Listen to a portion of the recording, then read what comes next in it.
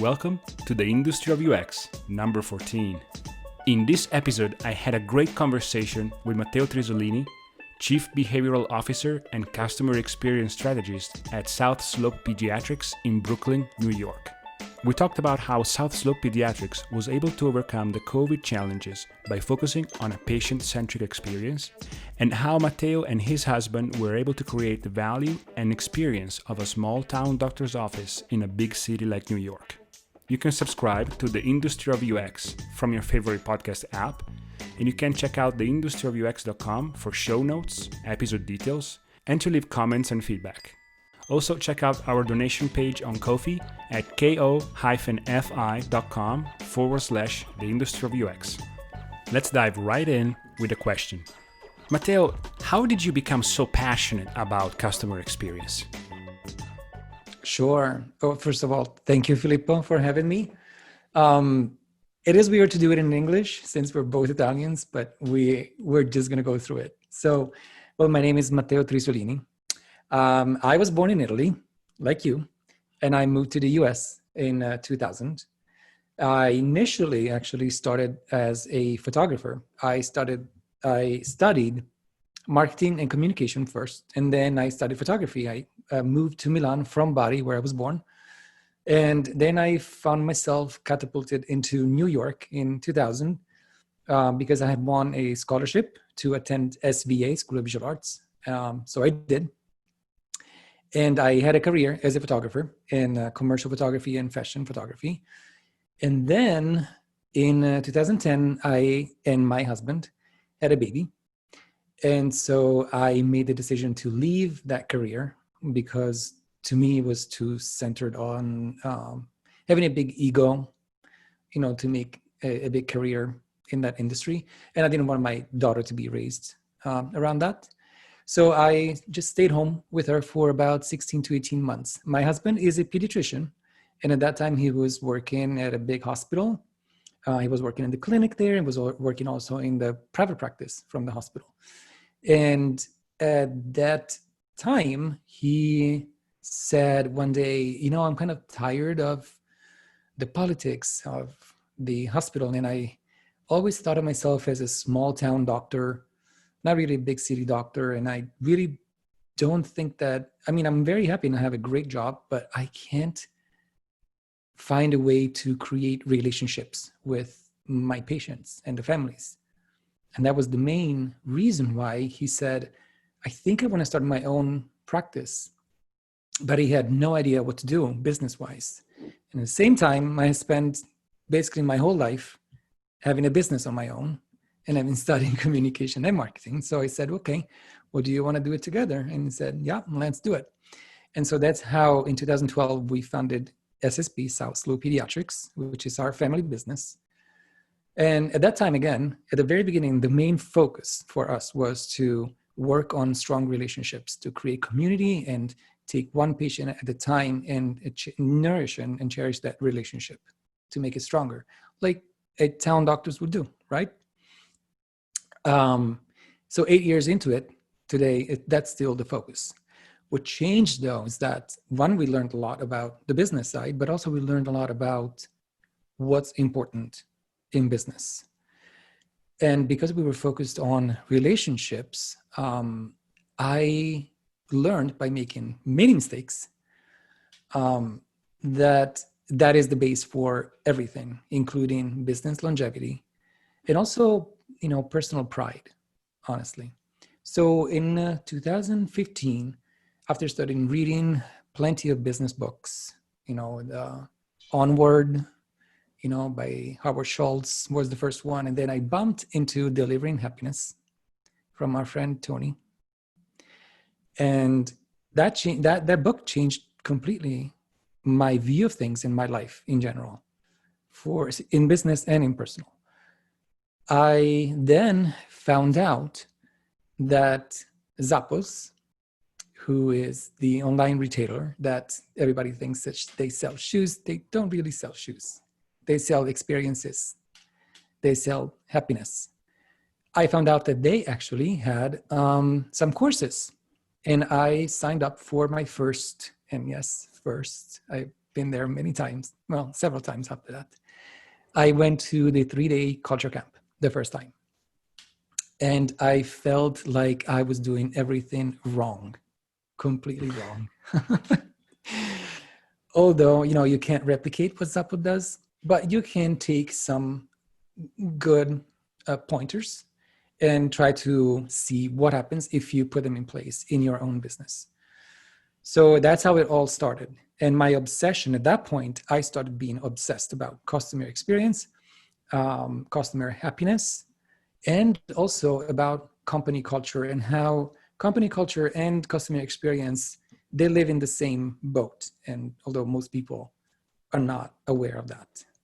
And so how important it is for leaders to eat last. There's a book about it. For leaders to take care of their people, because their people will take care of their customers. And that's where I am today. In the middle of all of this, though, a pandemic happened in the current year, in 2020. And I can tell you that had we not worked on having such solid and strong culture in our company, I today would not have a company at all. Everything we worked on, the strength that our team was able to use during the pandemic, because we had to stay open. We did not have the luxury of working remotely. We did not have the luxury of shutting down and waiting. And so everything that we worked on every day since 2015 or 16, when we implemented culture first and people first culture in our company, really, really helped us. Not just with our team, but the community that we had built in Park Slope, Brooklyn, where we work and live. They came to the rescue, because when financially my company was in trouble around April, May, and if you remember, there was a delay with the PPP loans and all that, all those issues there. At that time, I thought I only had 2 weeks to go. I only had money in the bank for the next payroll. And we decided, because of the culture that we had created, thanks to Zappos also, because of that culture, we decided to be completely transparent with everybody, including our patients. And so what happened was that we had 2 choices to make: either to pretend that nothing was happening and see if more money would come through the door and try to stretch it, or to just tell everybody, we have 2 weeks to go. We may or may not make it if we get the PPP loan, and just be frank with everybody, so that we will give the chance to our employees to maybe find something else, our patients to find a new medical home in case we were not going to be able to be there in 2 weeks. So we went live on Instagram. Actually, we recorded a video and we put it on YouTube and we put it on all the social media channels, and we sent an email to everyone, all the patients, telling them, we have some news, we want to know. After that video, I promised that I would be on Instagram Live every night at 6 p.m. for the entire week to just answer questions. And, my thought and expectation was that the community would tell us, okay, you guys had a good going, but we got to go now. We got to find somebody else. The opposite happened. The community came to the rescue. We started receiving emails from our patients saying, what can we do? Because you guys don't have an option not to be there for us, period. Our community said during the Instagram Live, somebody needs to start a GoFundMe.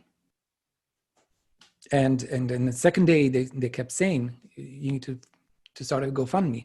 But imagine me, I have the responsibility of all my team.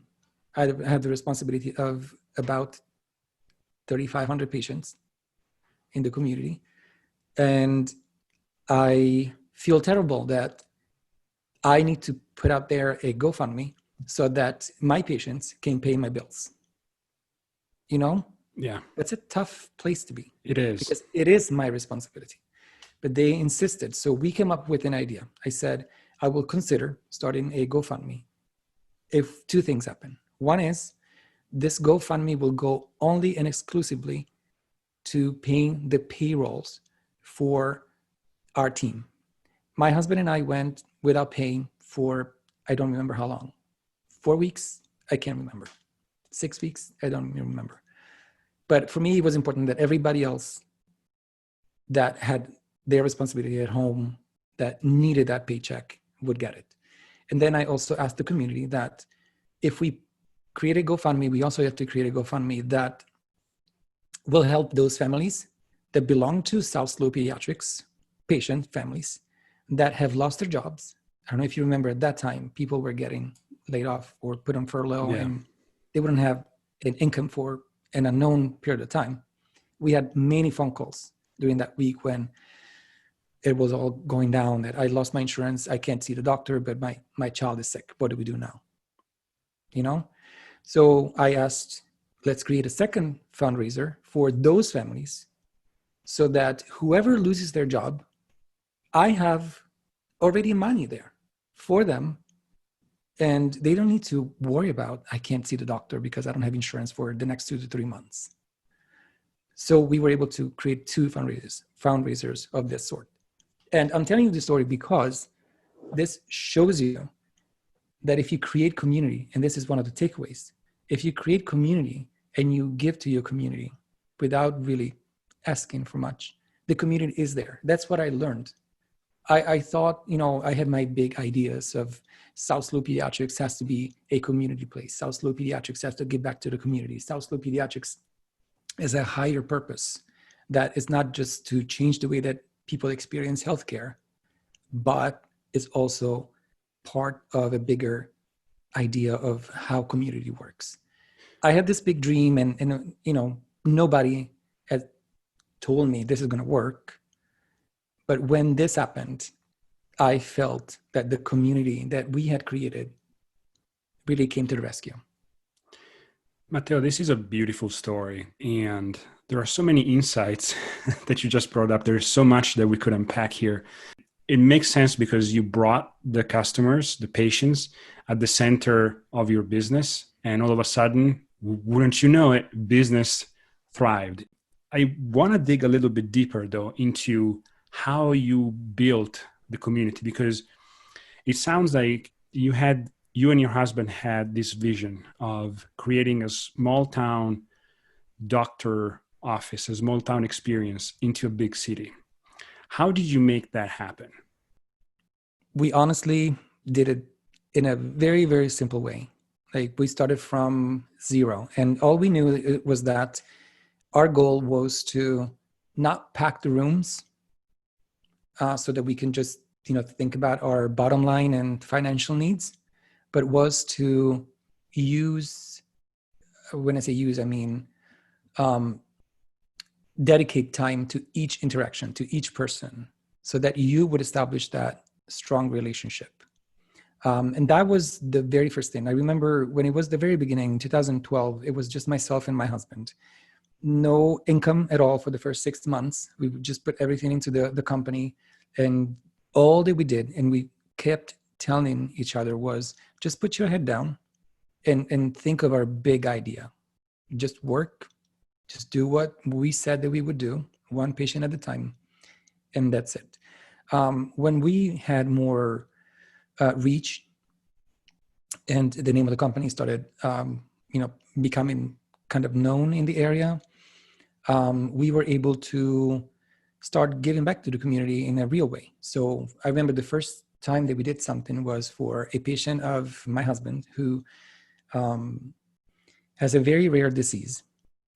It's the Sanfilippo syndrome. And he was not supposed to be alive today. My husband was at the hospital at that time. He was working at the hospital. And this day, this mom with an infant, a 1-year-old, came into the office for the wellness visit, routine visit. And my husband saw something that didn't look right in the growth charts, specifically in the head circumference measurements. And, he didn't panic, the mom, but said, hey, why don't we just go and get checked out by a neurologist? And step by step, they finally figured out that he had this really, really rare disease. It's so rare that there isn't a cure yet. And especially at that time, it was so rare that they would tell the mom, well, you have about 6 to 9 years with your child. Enjoy. Wow. So this mom started her own foundation and started her own quest to finding the cure. And Filippo, she is this close to having a product on the market that will help this rare disease, which is incredible. So in 2013 was the first time that we were able to do something for them. We put together a big event. Remember those times where there was no social distancing? Yeah. We were able to do that for her. And just our little tiny us, with at that time, about only 600 patients, we were able to raise about $10,000.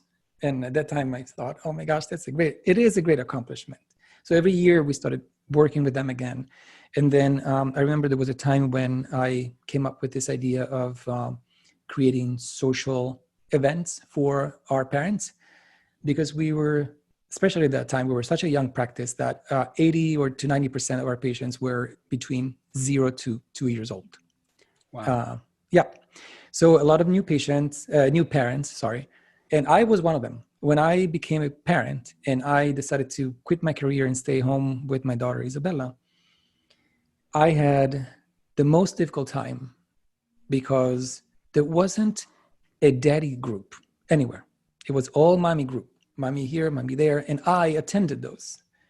But I've always felt that that wasn't my place. I felt left out, right?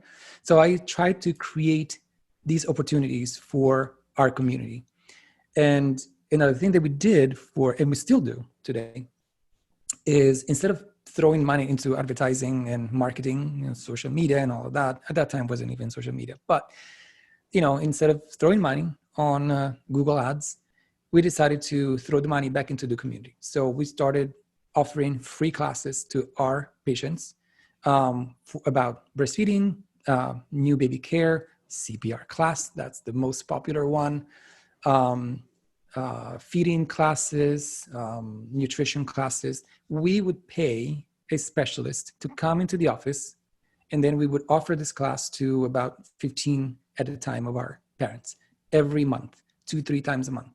So we put all of our resources there into our community. And the goal wasn't to imagine that, just by doing this, people will go out there and put us on a billboard.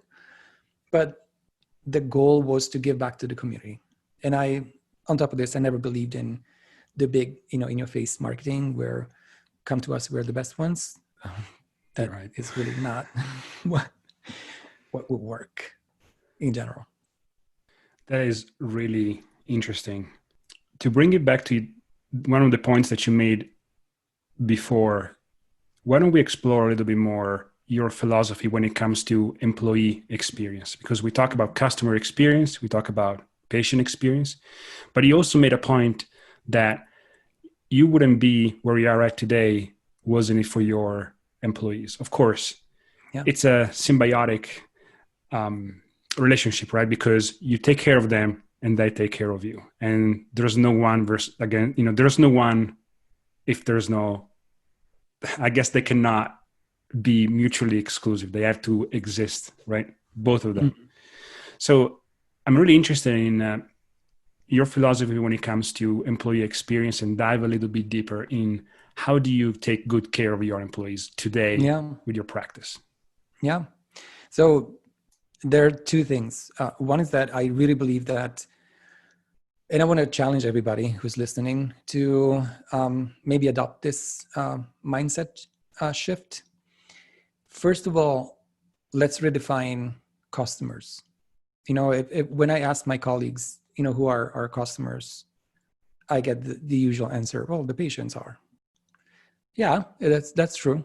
Patients are our customers, and we'll get there in a second because I have also my view about that. But I believe that everyone we interact with is our customer. And I really push to convey this idea to my team. My team knows that, yes, our patients are our customers, but I am your customer as well. You, Tara, who sits at the front desk, Tara is my customer. If Tara needs something, I'll make sure Tara has everything she needs to be successful at what she needs to do. So there is the idea that, first of all, everybody's a customer, right? So that we can work towards the same goal as well.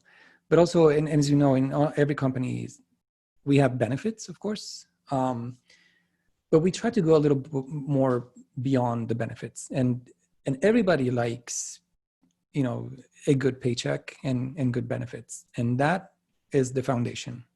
But then we need to think about it a little bit outside of the box. So before the pandemic, when it was possible, we would pay for gym memberships, for example, which I think it's a smart thing to do because you want to take care of their health.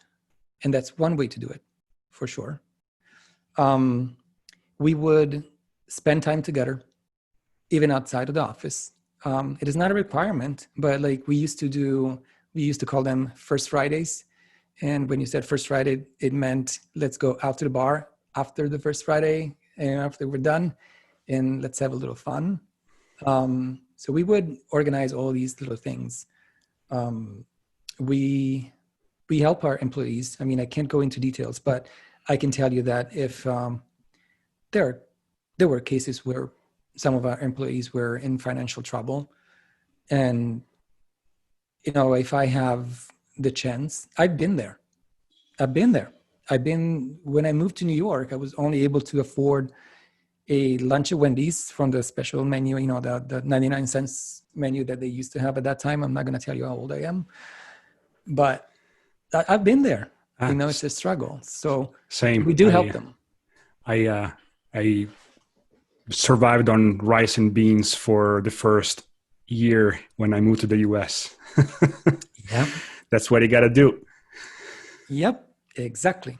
Thing is that at that time I didn't have a family, so it was just me, right? So I knew I had at that time 75 cents for the bagel and cream cheese in the morning. Remember, and it was only 75 cents. And then I could sneak in a coffee for $1, for a whole $1, right? And then I had the Wendy's lunches, and the 99 cents lunches. And then if a friend would invite me to dinner, great, that's a bonus, right? So I've been there. I remember that time very well. And so when there is a chance and things are going down and they can't stop it, we do help. It happened several times. It will happen again. And whenever we can, we are there for something like that. So they know that we mean what we say.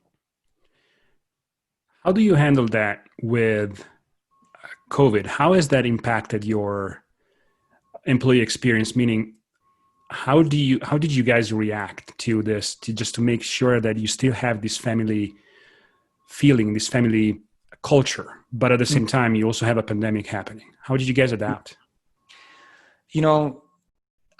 We didn't really sit down and strategize. We didn't have to.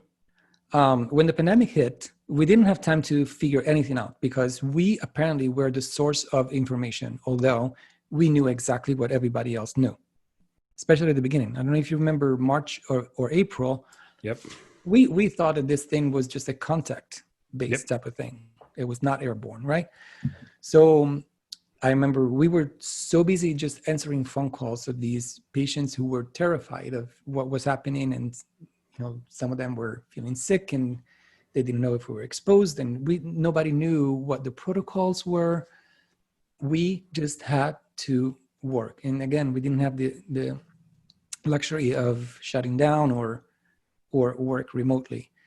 And at the same time, then when the pandemic hit, we went from a team of 14, 13 to one day a team of 5, because some people had to stay home because they contracted COVID. But listen to this. My practice manager, Lorraine, got COVID. Her entire family got COVID. 2 days later, she sends me a text message and says, how do I access our EMR from home? I'm like, why? Because I need to help. So we didn't have to plan it. It just happened because that's the culture that we have now. And it's difficult, of course, to maintain when there's a pandemic and you have problems at home and you're worried about your own health, but you have to still help everybody else and have answers for everybody else. But somehow, organically, it just happens. This is why I believe that investing in your people and investing in having a common purpose for the team and a higher vision and higher purpose for the entire company really is the key. It's so inspiring to see how they are actually trying to help even when they are sick with COVID. I'm also interested in exploring something else, because this also brings to mind the way you guys hire. Because to make sure that you have folks on your team that can keep push the culture every single day and keep the momentum going, you must be doing something right when it comes to hiring. I have to tell you, hiring is one of the most difficult jobs. And I understand why bigger organizations, they have a whole department that does it. That's all they do. There was a moment in the past few years where, while attending one of the Zappos culture camps, I heard the expression, don't hire for skills, but hire for cultural alignment. And I'm like, but I need to fill that position like yesterday. And then they said, well, hire slow and fire fast. I'm like, but if I fire somebody fast, then I need to replace them fast. So how can I hire slow, right? It didn't make sense at that time. It really didn't. But when we changed the way that we hired, like honestly, in 2014, you would get hired just because you picked up the phone. Right? Oh, okay, you're available. Great, come, please. And then it made all sense when we actually put in place a new practice where not only we take our time hiring and screening before you come in person for the interview, right? So there's a few steps before you come in person. But even after you're done with your in-person interview, now we have a system where you have to complete a mandatory training that lasts about 2 weeks, or the completion of 80 hours of training, which is not too long, but it is required. And it's a paid training because I don't like to, utilize anybody's time without helping them. But it really helps understand during those 2 weeks if your values are in alignment with the company values and the people that you eventually work with. I mean, we're going to spend 8 hours a day together. Sounds a lot like something else that I'm familiar with. Yes, correct. New hire training at Zappos. And I think that it's a great way to, as you mentioned, not only vet, but also teach the culture, because you can't necessarily expect that someone will come at the company knowing exactly what your core values are and being 100% up to speed. But there are certain type of personalities that are going to be more compatible with the culture that you have established. So it's good that you bring these folks up to speed. And also, if there are folks that are not necessarily interested in the culture that you have established, it's also good that you let them know, hey, this type of work may not set you up for success. We are not likely a company or like a culture where you can thrive. So I really like how you took these principles and you made them yours, and you created your own new hire training. I really like Yeah. that. I mean, I want to be fair with people. I want to make sure that they have a path to growth, personal and business wise, right? So I want to make sure that my company can help them in that journey. Otherwise, it's not fair for them. And at the same time, I am not looking for someone who just wants a 9 to 5 and clock in and clock out. I have a higher purpose, and I Yeah. want people on my team to be in love with that idea, that we all can work together towards it. Now it comes all of what you said so far. Now it comes all together as a circle, because of course you hire these people that are not interested only in this position, but they also align with the culture and they align with the higher purpose of the company. And now you have the folks on your team that are going to take care of you when you need it. So beautiful. I think that this really encapsulates the essence of customer experience. And it is interesting that it is applied to the healthcare industry, but these principles work at Zappos the same as they work with you. There is something very specific to healthcare, though. When it comes to how does customer experience work in healthcare, how does it integrate in the healthcare system, right? Because honestly, customer experience in healthcare is nothing new. It's not a new concept. Actually, Right.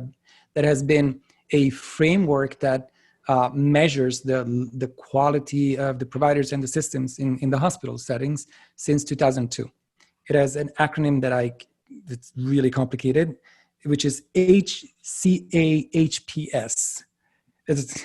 And this tells you how complicated this system is also.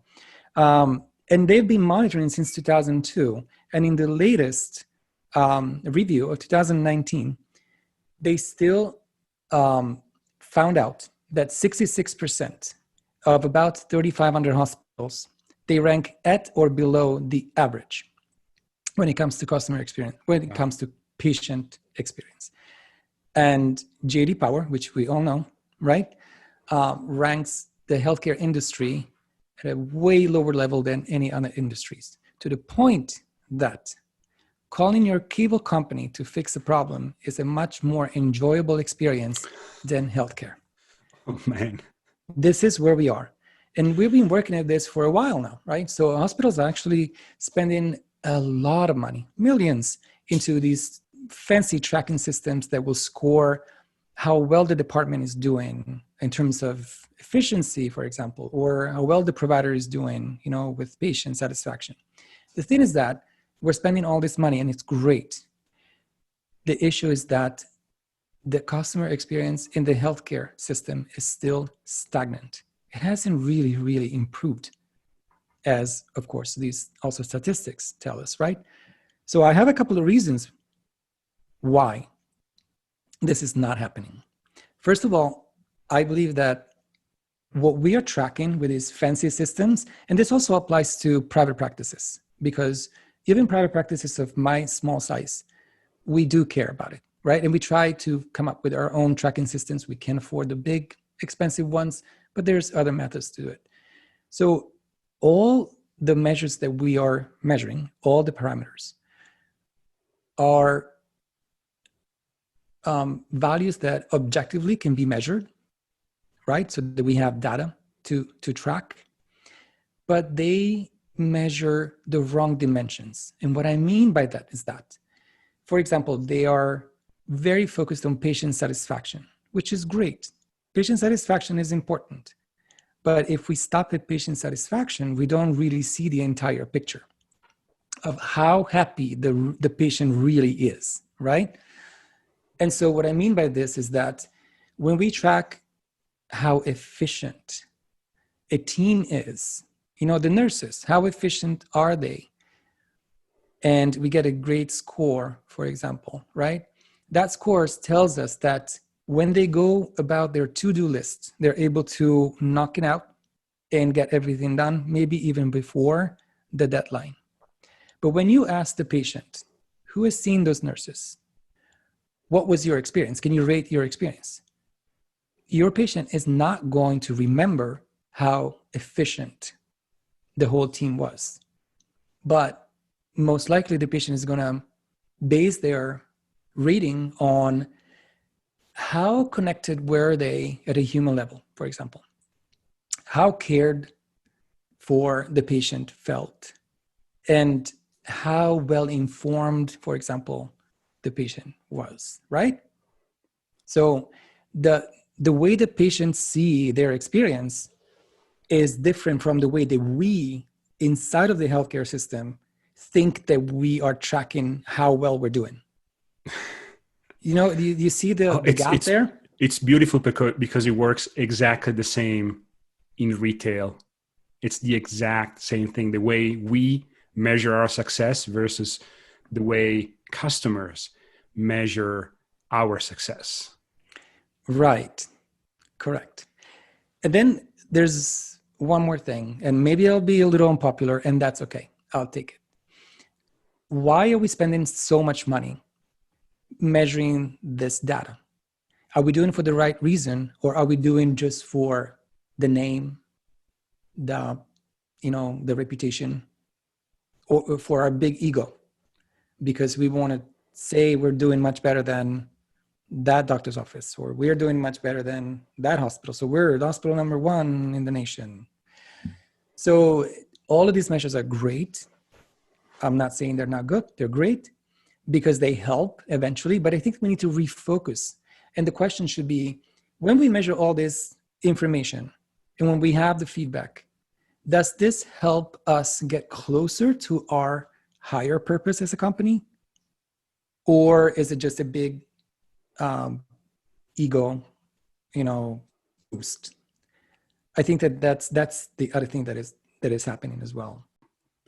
I have one last question. Yeah. Matteo, thank you so much for coming on today. You are an amazing guest, and I can say confidently that I'm going to have you back at some point in the future. But we are ready to wrap this up. So I also want to make sure that our listeners understand where can they find you and how they can contact you. Sure. Well, first of all, thank you, Filippo. This was really fun. I would love to be back for sure. So I'm on LinkedIn. My name is Matteo Trisolini, Matteo Trisolini. And I want to invite everybody to, join my LinkedIn group. It's called From Patients to Superfans. And yes, LinkedIn has groups that you can join. And you'll find some added value there with some videos and some free training. But also I want to invite everybody to join me every Tuesday night, 6:15, for a new LinkedIn live show that I'm launching on December 8th, 2020. And again, this show is also called From Patients to Superfans. And we talk about how to create amazing customer experiences your patients will rave about. I'm also on Instagram with the Unicorn Experience School. And I want to invite everybody. We'll post the link to download a free masterclass that I have prepared for your listeners, Filippo. This free masterclass is about how to create, in 5 simple steps, a winning telephone experience for healthcare providers. And that's the end of my chat with Matteo. Thank you for listening. You can subscribe to The Industry of UX from your favorite podcast app, and you can check out theindustryofux.com for show notes, episode details, and to leave comments and feedback. Also, don't forget to check out our Ko-fi page, where you can buy our new gorgeous stickers or make a donation at ko-fi.com/The Industry of UX. Thank you so much for listening, and I hope you have a great day.